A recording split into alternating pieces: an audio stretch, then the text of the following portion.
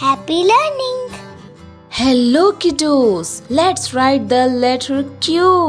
Let's start. Start at the top and go all the way round to the left like the letter O. Then go toward the bottom and make a line down to the right. Let's try it again. Round to the left, down to the right. Now you try. Now check if you did it right. Good job! Now you know how to write the letter Q. Next time we will write the letter R.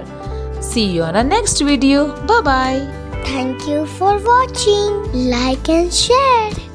Don't forget to subscribe our channel. Click the bell icon.